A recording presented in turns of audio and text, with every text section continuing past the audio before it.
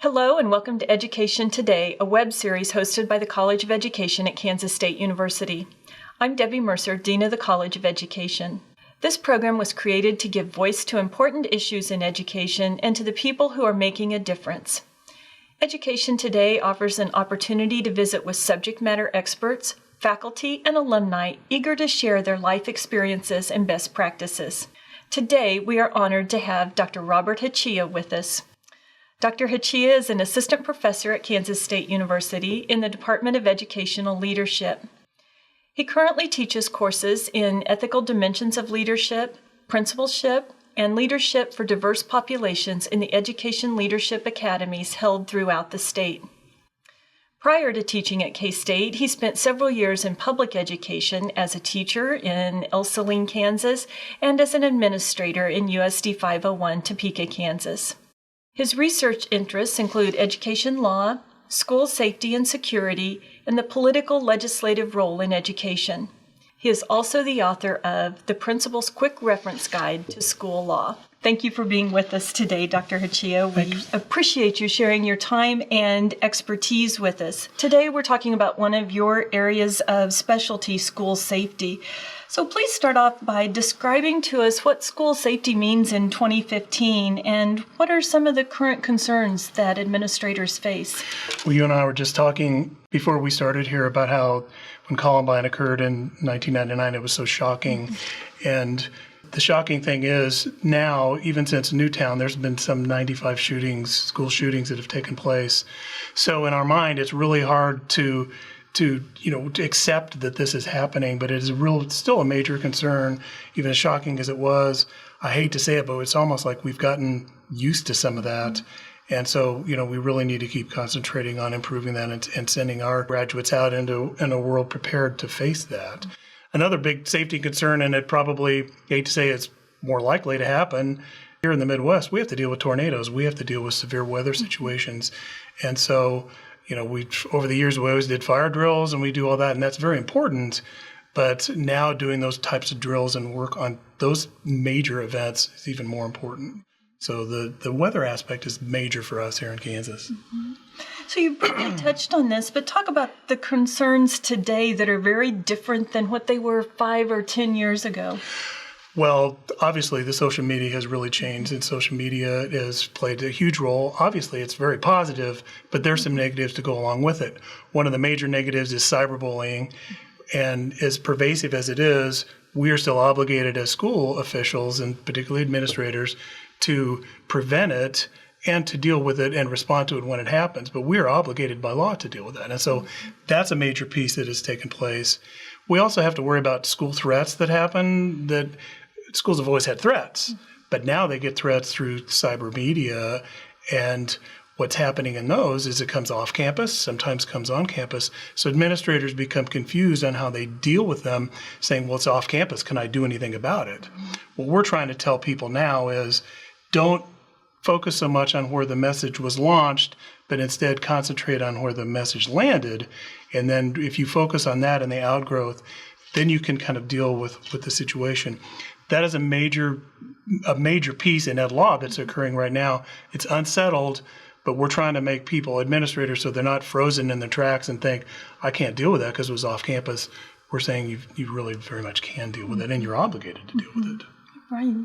As a new teacher starting out many years ago, definitely there was focus on what you've just alluded to, tornado safety, what to do if there was a fire, what if we needed to let school out early, how do we contact and communicate with parents. But teacher programs today, teacher preparation programs, have a real obligation to address safety in a much more holistic viewpoint, I think. So what role do we have as a university, as a training program, to prepare building principals in preparing teachers that are coming into their schools about safety issues? Well, I think awareness is preparedness. And so to make people aware of what is out there, that's one of the steps. We need to equip our graduates, and I work with aspiring principals, but it also applies to teachers, that the more knowledge they have and the more whatever they gain in a withedness perspective, I guess, will increase their confidence to be able to make better decisions, in fact, to make decisions at all. The unfortunate thing in the horrific, tragic events like a tornado or a school shooting, no one really knows how we're going to respond. Our character traits are different. If something were to happen right here, I assume I know how I'm going to respond, but I don't totally know. But my preparedness has given me confidence enough to know there are things that I do need to do. And so none of us truly knows, but I think if we send our students out with some confidence, that'll make a lot of difference for them. I think it's really important not only to talk about what we do know, and I'll talk about that in a minute, but also we need to talk about what doesn't work and what makes things worse.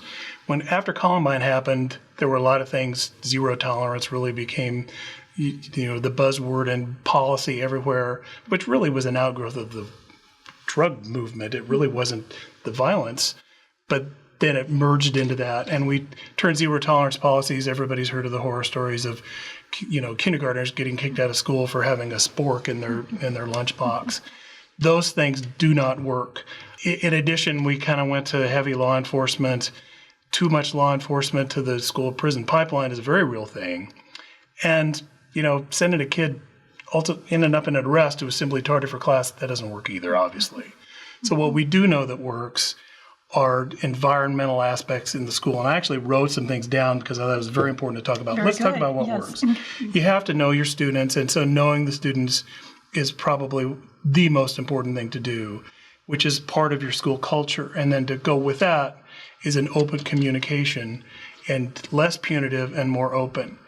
And they know that through research that all these violent incidences, people didn't just snap.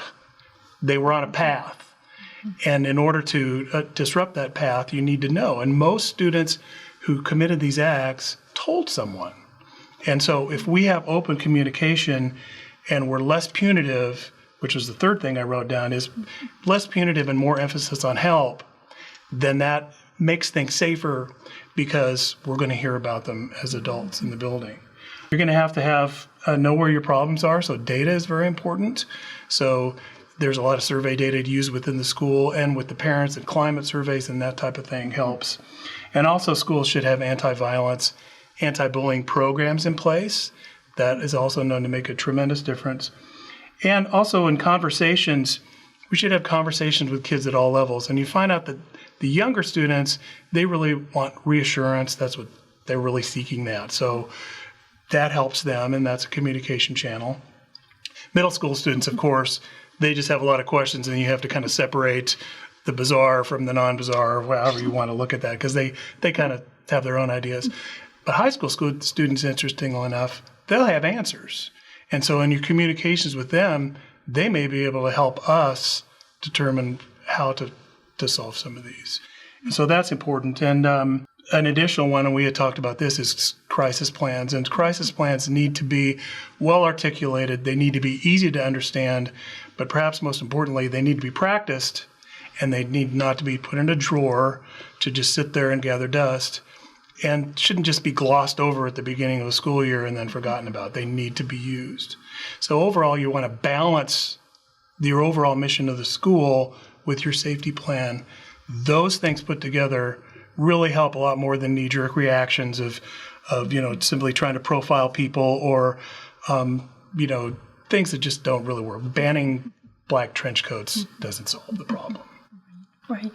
You spent years as an administrator in 501. Tell us a little bit about your experience as a building leader and how that helped you gain insight into the need for creating such a culture that you're describing. When Columbine happened, I remember watching it in our school library, and you watch events unfold. And, it really struck everybody. It was so horrific, and it was so shocking because even though there had been school shootings before, that was one of the most seminal moments. And I remember watching that, and then response. What we ended up happening was weeks of really a heightened awareness, and it scared the kids to the point several things happened. We ended up having a day of school where 25% of our student body missed school. This is even in the day before social media, but we had 100-some kids miss school because they'd heard a rumor of a hit list, and they heard a rumor that something was going to happen. And one thing that tipped the scale on that was we had a talent show, and we had a musician, and he had a magician, and he had a box that he disappeared into. Well, after the weekend was over, a parent came to pick this box up. He was wearing a security uniform. He picks up the box, takes it out of the building. Kids saw that, and they spread a rumor that somebody was taking a bomb out of the building that they had found. So those things happen. And so that got me really aware of things that I need to do. In the high school, then I feel like this was, to me, an affirming moment, is I had a student bring a knife to me the first 3 minutes of school started. He came into my office and he said, I put my pants on, forgot about this, came to school, and I realized I had this in my pocket. And he gave it to me. And he said, could you keep it? And I said, well, I'll keep it, but I'm not going to give it back to you, because if I give it to you at the end of the day, we have the same problem. You could get caught with it. But he knew that he should bring it in, and he heard the message that we said, you're not going to get punished for this. We'd rather have you bring it here. We're not going to hammer you for it than have that weapon floating around the campus. And so ultimately what happened, I called a parent. Parent said, I don't want it. Just do something with it. We turned it over to law enforcement, and law enforcement discarded it. But the point was, and somebody outside of education said, why did you do that? We need to send a message to the students not to have those kind of things. And I said, no. The students absolutely got the message because they knew it was safe to bring a problem. And so to me, that really made me feel really good that he brought that. I'm not glad he brought the knife, but I'm definitely glad he brought it to me. I think that speaks to the culture you created, where he felt safe to do that. As someone that's training new principals in Kansas, what are your goals for them in regard to creating this climate of school safety?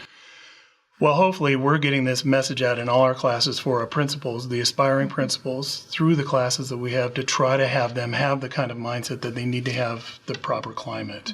In the ethics class, one of the things we talk about a lot is really the proper decision making. And we present them with a lot of different scenarios and how they can think through those things, because administrators are faced with those tough decisions all the time. We talk about you're forced a lot of times to make difficult decisions, some you don't want to do. Both choices are right, but you have to make one. So we're trying to give them the confidence to be able to go in and make those kind of decisions, because in school safety, it's right versus right in a way. We have the obligation to keep students safe, but we also have an obligation to protect their rights. So it's something they need to be equipped with knowledge and confidence in order to handle it. I think we do a very good job of that, if I say so myself. Very good. So case study scenarios where aspiring principals have the opportunity to think through different situations within the safety of a classroom environment. Okay, very good. What advice would you give to new and in-service teachers in preparing for and responding to school safety issues? They need to make sure they know their students. They need to know their crisis plan. They need to know their local policies, because some things that can happen in one school may not be the policy and practice in another. I talked to the student group last year about this and said that they need to know the culture of their own school and the resources that they have there, and it makes a big difference for them. They have to have somebody they can turn to. And I know that our advice, with mentoring programs and things we do, most of the schools have those types of things in place, but they don't all. And so they need to be proactive in their own efforts. But I think we do a good job, and I think for principals to know that all these efforts are also, the school climate is so important that it's a major indicator for achievement as well as safety. So, when we talk about principals with achievement, they tend to perk their ears up when we talk about that. Yeah, absolutely. So I feel like you've laid out some good best practices. Are there differences we should think about between rural schools and urban schools, or schools of different sizes, or middle schools and high schools? Or do you feel like these best practices really cut across all demographics? I think some of that is certainly the same. Getting to know your students is the same at every level, and it's probably in the smaller schools. It is easier to know your students. In the bigger schools, they try to do what they can to make them smaller with the number of activities so we can get to know the kids better at a large, comprehensive high school. But the rural communities also bring an added element of, for example, when something does happen, unfortunately, its response time does make a difference. And so those things have to be factored in your plans because, it does make a difference. Even within Topeka, where I live, Washburn Rural High School is on the outskirts of town. It's different than Topeka High School. It sits in the middle of town. They're both, 1,800 student high schools, but they have a different need just based on their geography. How might teachers be able to get involved at a building level or district level to address concerns that they might have? So advice for teachers' involvement. Well, I think the one thing they need to do, they can look at their school crisis plans and they kind of know, and they should match those up with what they know and what they leave here with us, knowing that what those type of things should look like. I think they also can get to know colleagues. They need to know where to go. They just need to have that in their mindset. And if they do, they're gonna be okay because the school's really, it's probably safer in a lot of ways than a lot of other places that they can go. So they need to leave here knowing that with some confidence. Administrators are now more savvy about this than they used to be. So the odds are very, very strong that they're going to go to a school where this is going to be a point of emphasis. So I think just that awareness themselves, you and I are both, we've talked about. We're sending out people now. It's just a topic that we talk about that didn't used to be. Absolutely. So you would advise our new teachers going out to ask for the school crisis plan or the school safety plan and review that and absolutely, yes. Ask questions and go from there, but familiarize themselves with it. And the different crisis plans need to include, they're going to need to know things like, well, when do we lock down and what do we do? There's also, not only just lockdown, but when do we evacuate? What do we do? And so, our administrators are, there's definite plans of action to take. If you send 1,800 students out somewhere, there has to be a reorganization plan. So as a teacher coming in there, know those things ahead of time. It doesn't do anybody any good to have to look at it afterwards. It's not like a manual for your appliance at home. You have to know. Any final thoughts you'd like to share with us today? Well, I think the final thought really is that people need to understand that the school safety effort is not something you delegate to somebody else. It's something that everybody does. And it's an effort. It's not an event. And so everybody has their role and obligation. And so we used to say every adult in the building is responsible for every kid. And that goes to no matter what your job is, you're responsible for that. Very good. Thank you, Dr. Hachiya. Thank you.